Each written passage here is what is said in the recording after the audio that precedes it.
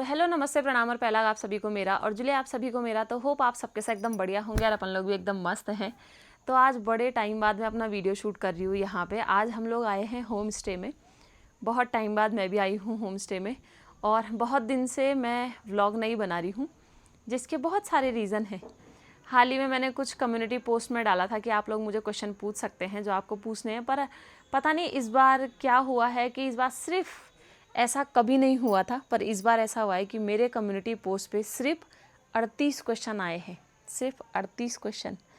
और ये मेरे लिए भी हैरानी वाली बात है और शायद आप लोगों के लिए होगी या नहीं होगी पता नहीं, क्योंकि उसमें गलती भी मेरी है क्योंकि मैं अपने डेली व्लॉग्स नहीं बना पा रही हूँ। सारी चीज़ें चल रही थी दिमाग में, बहुत सारी चीज़ें चल रही थी फैमिली में, तो इस वजह से कुछ नहीं हो पा रहा था।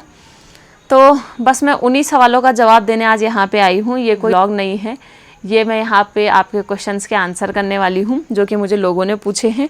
सबसे पहले मुझे दिव्या जोशी व्लॉग करके कमेंट है कि कब आ रहा है दी आपका Q&A व्लॉग। तो आज आ रहा है, आज है 11 सितंबर। दामिनी विवेक करके है कि मैं आपको तब से देख रही हूँ जब आप टिकटॉक पे वीडियो बनाते थे, तब से लेके आज तक देखती हुई आ रही हूँ। आप बहुत अच्छे व्लॉग बनाते हो, बहुत धन्यवाद।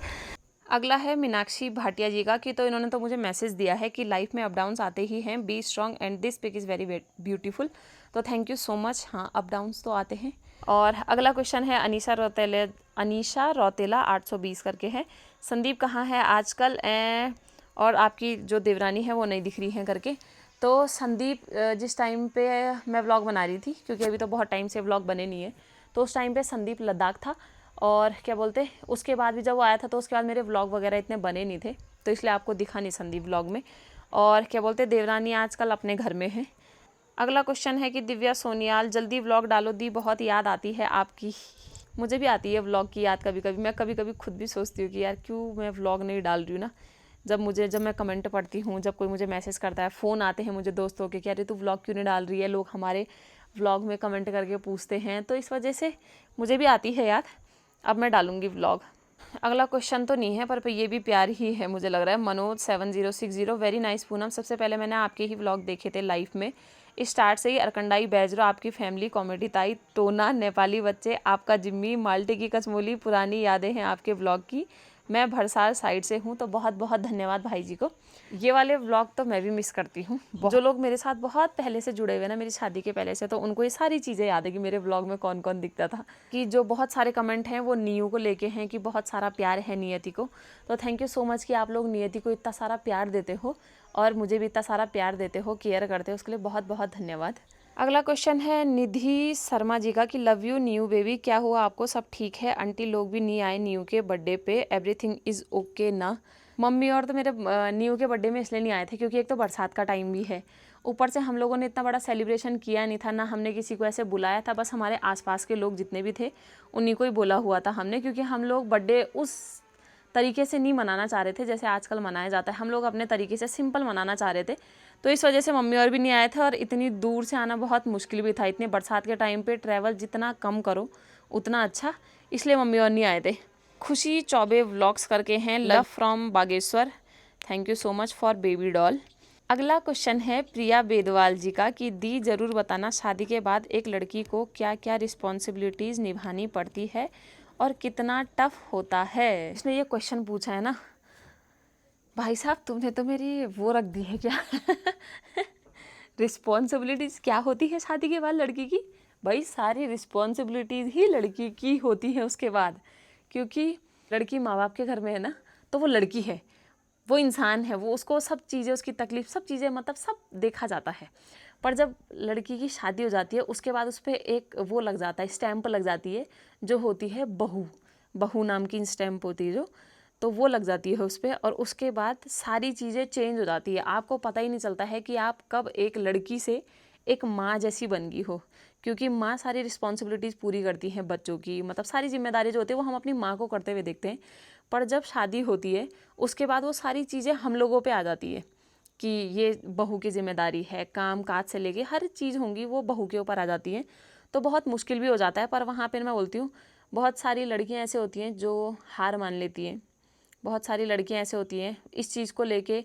जैसे पुराना टाइम था ना, तो पुराने टाइम में क्या होता था कि बहुओं को बोला जाता था, तो बहुएं सहती थी, चुप रहती थी, तो उनको परिवार जोड़ने की मिसाल दी जाती थी ये वाली सारी चीज़ें ना, क्योंकि सब चीज़ें बहू पे डाल दी।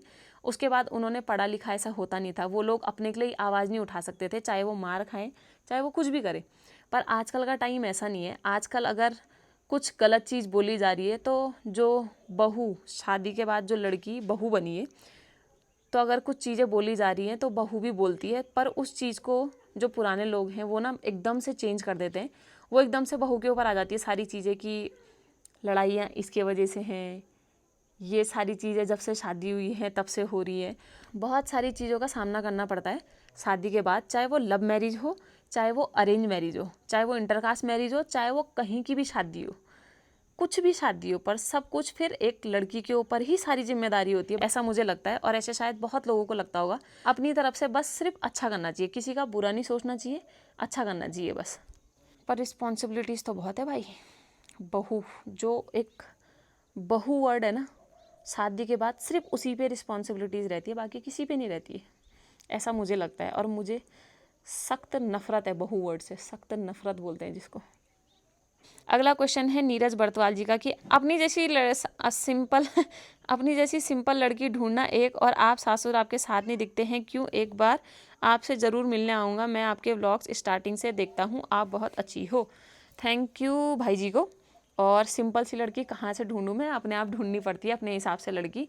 सिंपल तेज कुछ नहीं होती है, सबका अपना अपना मैच होता है, और जिसकी मैचिंग जिसके साथ होगी वो सही है। आपका जोड़ा भगवान जी ने कहीं ना कहीं तो बना रखा होगा ना, इसलिए भगवान जी आपके पास भेज देंगे। आपके सास ससुर आपके साथ नहीं दिखते हैं क्यों? क्योंकि मैं उनके साथ व्लॉग वैसे नहीं बनाती हूँ। ससुर जी ड्यूटी होते हैं, सासू जी जब इधर उधर नियति के साथ होती है, मैं हमारा जो आपसी तालमेल है वो इतना अच्छा नहीं है, तो इसलिए ना मैं उनके सामने व्लॉग बना पाती हूँ, ना उनके साथ में व्लॉग बना पाती हूँ, इसलिए वो दिखते नहीं है मेरे साथ। अगला क्वेश्चन है कि क्वेश्चन प्यार सब कुछ है इसमें। हाँ, दिव्या जोशी व्लॉग। हेलो दी, कैसे हो आप? मैं दिव्या पिथौरागढ़ बैरीनाग से हूँ। काफ़ी टाइम से आपके व्लॉग देखती हूँ और इंस्टा पे भी आपको फॉलो करती हूँ, और मुझे आपके व्लॉग्स बहुत अच्छे लगते हैं। आपकी फैमिली बहुत अच्छी है, मायके वाली और नियति को भी बहुत सारा प्यार। बस आप मेरा नाम लेकर और मेरे कमेंट को भी ज़रूर अपने व्लॉग में बोलना। बाकी आप बहुत सिंपल और क्यूट हो। स्पेशली आपके रिसेप्शन की साड़ी मुझे बहुत काफ़ी अच्छी लगी थी, तो लॉट्स ऑफ लव। तो थैंक यू सो मच इतना सारा प्यार देने के लिए। और इनका नाम है दिव्या जोशी व्लॉग। और रिसेप्शन की साड़ी बहुत लोगों को पसंद आई थी। मैं ना कभी कभी ना कुछ चीज़ें बोलती हूँ कि मैं आप लोगों को बताऊँगी, पर मैं बता नहीं पाती हूँ, क्योंकि पता नहीं भूल जाती हूँ। मुझे भूलने की बीमारी बहुत हो गई है, और मैं भूल जाती हूँ मुझे किस में व्लॉग बनाना था या क्या मैंने आगे वाले व्लॉग में बोला था ना, तो मैं ऐसी चीज़ें भूल जाती हूँ। रिसेप्शन वाली साड़ी के बारे में बहुत लोगों ने बोला था कि आपकी पसंद आई थी, तो वो रिसेप्शन वाली साड़ी जो थी वो मैंने दिल्ली से ख़रीदी थी, और वो ली थी मैंने नोएडा सेक्टर 18 से, अट्टा मार्केट से। वहाँ पे एक शॉप है, शॉप का नाम तो मुझे याद नहीं है क्योंकि मेरी बहन ने ही पसंद करी थी वो। अगला कमेंट है नेहा रावत का कि दी आप अपनी पूरी प्रेगनेंसी जर्नी शेयर करना। कभी करूँगी, सोचती हूँ बनाऊँगी, पर ऐसी हो जाती है यार, पता नहीं क्या क्या हो गया है मेरे को, मुझे खुद नहीं पता है। मेरा ना हर चीज़ से ना मन ऐसे उठने लगा है, पता नहीं धीरे धीरे मेरा मन नहीं लगता है हर किसी चीज़ में। मेरे को बस इन दिनों भी जब मैं बहुत परेशान वैसे चल रही थी, तो मैं सिर्फ अपने रूम पे थी और कुछ नहीं किया, मैंने कुछ भी नहीं किया। मैं हॉटस्टार नहीं चलाती, मैंने हॉटस्टार डाउनलोड किया और मूवीज़ देखना चालू किया। मूवीज़ देखना मतलब मेरा ध्यान वो ना हो, मैंने सिर्फ पूरा दिन मूवीज़ देखी, नियति का ध्यान रखा और मूवीज़ देखी, और कुछ भी नहीं किया मैंने, कुछ भी नहीं। अगला कमेंट है किरण सिंह जी का कि नीयू की दूसरी पायल कहाँ है? उसके पैर में एक ही पायल है, सच बोला वो, क्यों पता क्यों? उसने अपनी पायल निकाली, उसने वो बेड के पीछे डाल दी, अब वो बेड पूरा चिपका हुआ है, वो मैंने अभी तक निकाली भी नहीं है। अगला कमेंट है नितिका रावत गढ़वाली। पूनम दी, मुझे लगता है कि आपने आजकल बहुत ज़्यादा परेशान हो मन ही मन में। दी आपके चेहरे पे आजकल मुस्कान नहीं दिखती जो है रियल में। अगर ऐसा है तो क्यों? और रोज़ हमें जो भी है मन से निकाल दो और हैप्पी रहो। रोहित भाई जी खूब सारा प्यार। और न्यू तो है ही मेरी प्यारी भतीजी नव्या के जैसे, तो न्यू को बहुत सारा बार थैंक यू सो मच। और निकाल दी है मैंने मन से वो सारी चीज़ें, तो इसलिए मैं व्लॉग बना रही हूँ। अगर नहीं निकाल पाती तो मैं व्लॉग नहीं बनाती। नवीन जुयाल 422, मेरा बेबी अथर्व जुयाल 3.5 साल का है और वो नियति को भुल्ली बोलता है और उसके व्लॉग में आने का वेट करता है, तो प्लीज़ कंटिन्यू व्लॉग डाला करो। ज़रूर आप उसको तब तक मिनी व्लॉग दिखाना, जो मैं शॉर्ट्स वीडियो डालती हूँ ना उसमें नियति को मैं दिखाई देती हूँ, रोल एंड AK मार्क करके किसी ने कमेंट किया है कि बेटा पहले भी आपको लिखा है कि नियति को होम्योपैथिक की नंबर 21 दीजिए, सब अच्छा हो जाएगा। आप सबको आशीर्वाद, बहुत बहुत धन्यवाद और आपको प्रणाम। ये शायद उस समय नियति की तबीयत ठीक नहीं थी, दांत आ रहे थे, उसके लिए मुझे लग रहा है वो वाली दवाई बताइए, तो अब हम उसको खिलाते हैं। अगला कमेंट है पंचमी रावत ब्लॉग दी, मैं आपके व्लॉग बहुत पहले से देखती हूँ, आप बहुत अच्छी हो। जब आप टोना और साथ में रहते थे आपको देखा, मैंने भी यूट्यूब चैनल खोला रखा है, प्लीज़ मुझे भी सपोर्ट करो, एक बार मेरा चैनल का नाम भी ले लेना। तो प्लीज़, मैं भी बैजरो से हूँ, पंचमी रावत व्लॉग्स, तो आप लोग ज़रूर जाके देखना, ठीक है। और बहुत धन्यवाद बहन को इतना सारा प्यार देने के लिए। अगला कमेंट है प्रदीप सिंह जी का कि आप शादी के बाद बहुत चेंज आ गया है आप में, क्यों? क्योंकि शादी के बाद बहुत चेंज आ जाता है यार, बहुत सारी चीज़ों में चेंज आता है। मुझे ऐसा लगता है ना, शादी के बाद लड़कों की लाइफ तो बदलती है पर लड़कियों की लाइफ ज़्यादा इफेक्ट होती है भाई साहब, बहुत ज़्यादा इफेक्ट होती है। इसलिए अपने पार्टनर को बहुत सारा प्यार दिया करो, उसकी इज्जत किया करो। बबीता पवार, अपने बारे में भी सोचा करो, काम ही सब कुछ नहीं है। हाँ, मैं अब इस चीज़ को मानती हूँ कि काम ही सब कुछ नहीं होता है, अपनी शांति, अपनी प्राइवेसी भी मैटर करती है और वो बहुत ज़रूरी है। क्योंकि अगर आप अपने पे ध्यान नहीं देते हो, अपनी चीज़ों में ध्यान नहीं देते हो, सिर्फ काम के पीछे भागते हो ना, तो बहुत सारी चीज़ें ऐसी होती हैं जो आपको परेशान करती हैं और वो बहुत बेकार हैं। क्योंकि अब मैं सोचती हूँ इस बारे में कि काम ही सब कुछ नहीं होता है। थैंक यू सो मच इतना सोचने के लिए। अगला कमेंट है, ये क्वेश्चन है मेरे ऊपर कि खुशी चौबे व्लॉग्स का कि दिया बैजनाथ आए थे तो बागेश्वर क्यों नहीं आए? तो हम लोग बैजनाथ तक ही आए थे उस दिन, क्योंकि हमारे साथ क्या बोलते हैं, भैया लोग का प्लान बना था, इनका ही प्लान था कि बैजनाथ तक चलते हैं। कभी हम जब बागेश्वर आएंगे घूमने के लिए तब हम वहाँ पे पूरा घूमेंगे, पर हम पे इतना टाइम नहीं था उस टाइम पे, इसलिए हम लोग बैजनाथ तक आए और उसके बाद वापस चले गए। अगला कमेंट है धीरज सिंह डंगवाल जी का कि आप अपना ध्यान ज़रूर रख रहे होंगे, बट इंस्टाग्राम की स्टोरी देख के पता नहीं, ऐसा लगता है आप थोड़ा सा नाराज़ हो किसी से या कुछ चीज़ों को लेकर खुश नहीं हो, और व्लॉग भी बहुत टाइम से नहीं आ रहे हैं, सो प्लीज़ टेक केयर। हाँ, मेरा पता क्या होता है, अगर मैं परेशान होती हूँ ना तो मुझे इंस्टा पे जो स्टोरी अपने जैसी दिखती है कि हाँ ये मेरे पे बैठ रही हैं, और इंस्टा इतना तेज़ है ना, वो उस टाइम पे ऐसी स्टोरियाँ शेयर करता है हमारे साथ, स्टोरी शेयर करता है कि हमको लगता है कि नहीं भाई ये तो मेरे लिए ही बनी है, और अब मैं उसको फटाक से अपनी स्टोरी में लगा देती हूँ। क्योंकि कुछ चीज़ें ऐसी होती हैं जो हम बोल नहीं पाते, कभी हमारी किसी से पंगे हो रहे ना, तो हमको उस समय ना दिमाग में कुछ ऐसी चीज़ें नहीं आती हैं कि अरे मुझे तो इसको ये बोलना था। जब सब निपट जाता है उसके बाद सोचती हूँ, जब रील स्क्रॉल करती हूँ तब दिखता है कि हाँ यार ऐसा ही तो हो रहा है, तो इसलिए मैं स्टोरी में लगा देती हूँ जिसको। और रही नाराज़ होने की बात किसी से, तो मैं तो बहुत नाराज़ हूँ यार। मैं पता कैसे नाराज़ हूँ, मुझे झूठ बोलना नहीं आता है, मुझे चापलूसी करनी नहीं आती है। जो लोग मुझे जानते हैं उन सभी को पता है मैं बहुत सिंपल तरीके से रहने वाली हूँ।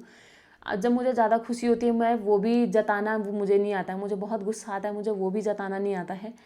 तो बहुत सारी चीज़ें ऐसे हैं जो मन ही मन में रह जाती हैं। और रही बात कि मैं कुछ चीज़ों को लेके नाराज़ हूँ, तो हाँ मैं नाराज़ हूँ। मैं उन लोगों से नाराज़ हूँ जो मेरे ना हाल ही में कुछ रिश्ते ऐसे ख़राब हुए, 2 रिश्ते ऐसे ख़राब हुए जिनमें हुआ ऐसा कि मैंने किसी से बात ऐसे करी है और उन्होंने कहीं और जाके फ़ोन में जो मेरे दोस्त थे उनसे कुछ और ही बातें कर दी हैं, और उसकी वजह से जो मेरे दोस्त हैं उन्होंने मुझसे बात नहीं करी है।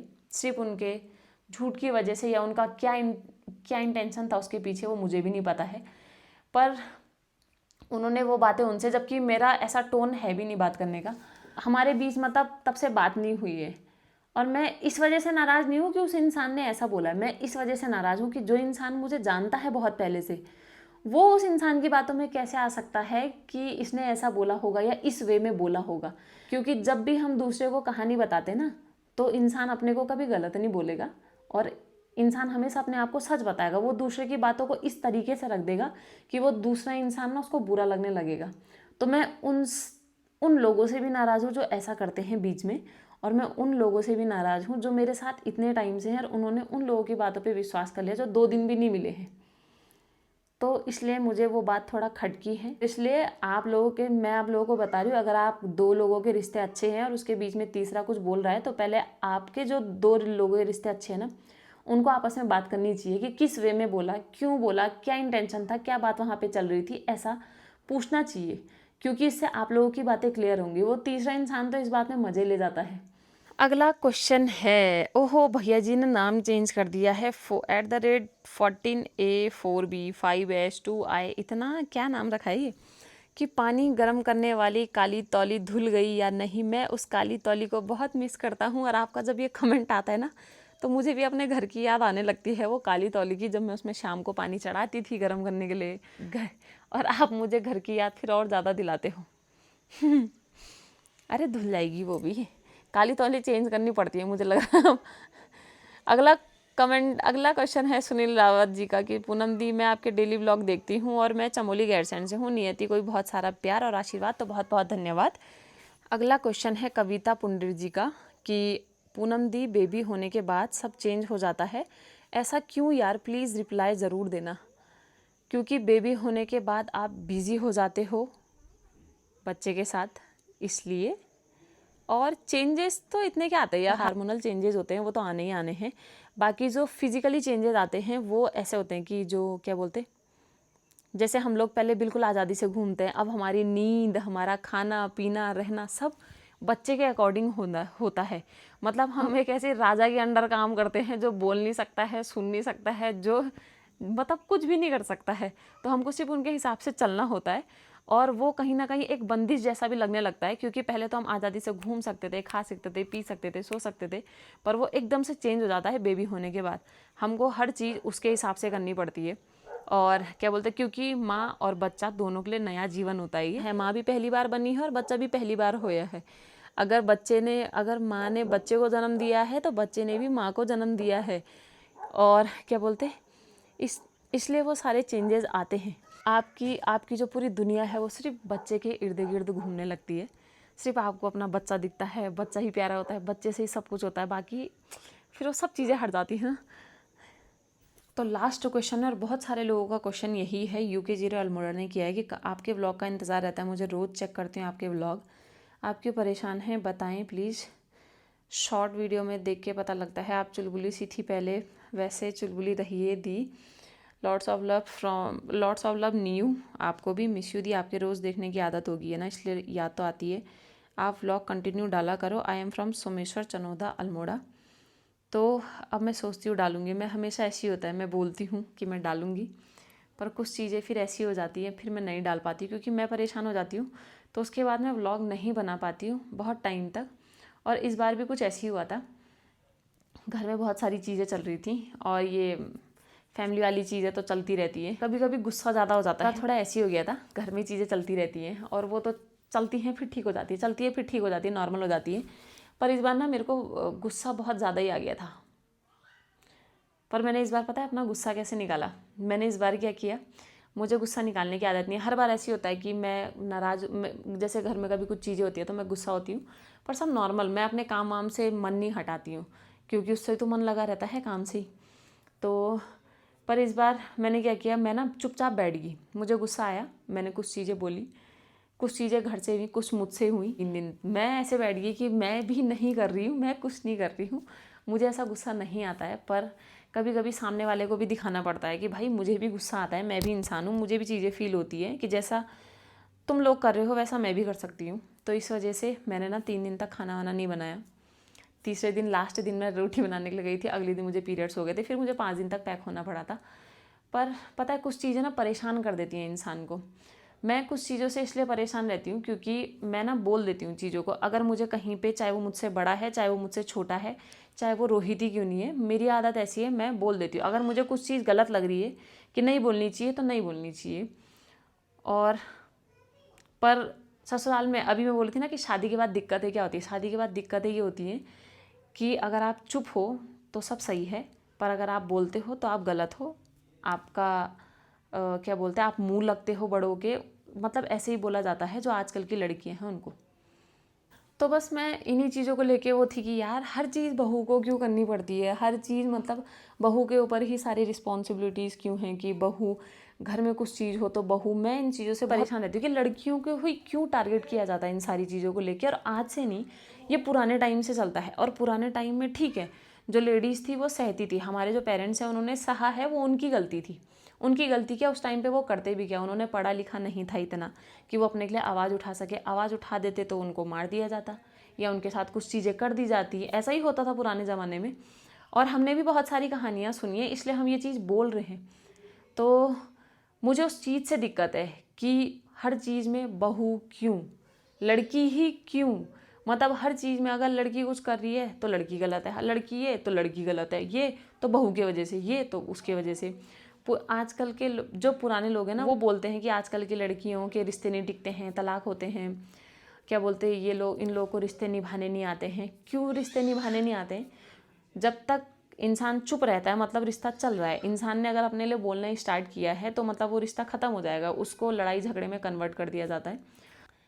तो इन चीज़ों को लेके मैं भी परेशान थी। और क्या बोलते कभी कभी तो मुझे हंसी भी आती है। रोहित मुझे बोलता है तू मोर्चे पे बैठ जाया कर ना, कि लड़कों को भी ससुराल जाना चाहिए, लड़कियों को ही क्यों जाना चाहिए। मैं बोलती हूँ कि हाँ, जब नियम बनाने थे तो ऐसे बनाने थे ना कि 6 महीने लड़का ससुराल जाए, 6 महीने लड़की ससुराल जाए। ऐसा तो कोई नहीं करता है, सब लड़की के ऊपर थोप दी जाती है। तो इन चीज़ों को लेके ना बुरी लगती हैं चीज़ें, ऐसे ही चीज़ें होती रहती हैं। पता नहीं क्यों झेलते थे यार पुराने लोग, मुझे समझ में नहीं आता था। और पुराने लोगों ने झेल दिया तो वो आजकल वालों को क्यों बोलते हैं कि तुम भी झेलो, हमने भी सहा है। मैं इन चीज़ों पे बिलीव नहीं करती हूँ, क्योंकि भाई अगर गलत है तो गलत है। अगर पढ़े लिखे होने का क्या फ़ायदा है अगर हम भी उसी भेड़ चाल में चल देंगे कि नहीं अरे यार हमारे पेरेंट्स ने सहा है तो हम भी सहेंगे। नहीं, ऐसा नहीं होता है। अगर कहीं पे कोई चीज़ गलत है तो गलत है, चाहे वो बड़ा करे या छोटा करे। और मैं नहीं डरती हूँ इस चीज़ को लेके कि मैं किसी जेंट्स के साथ बात कर रही हूँ। मैं जब अपनी बातें रख सकती हूँ तो चाहे वो 80 साल का, 45 साल का है, चाहे वो 50 साल का है, चाहे वो 20 साल का है, चाहे वो मुझसे छोटा भी है, तो मैं अपनी बातें रख सकती हूँ। और ये हक सबको होता अपनी बातें रखने का। तो पर शादी के बाद ये चीज़ें नहीं होती है। शादी के बाद ये हक नहीं होते हैं। शादी के बाद जो हक होते हैं वो सिर्फ कामकाज को लेके होते हैं। बाकी इन सब चीज़ों में कोई हक नहीं होता है कि तुम्हें बोलने का भी अधिकार होता है। अगर आप अपने लिए बोल रहे हो तो मतलब आप बदतमीज़ हो, आपको माँ बाप ने यही सिखाया है। ऐसा सब चीज़ें चलती रहती हैं और ये बहुत सारे लोगों के साथ होता है। और मैं ये बहुत सारी कहानियाँ सुनती हूँ बहुत सारे लोगों से।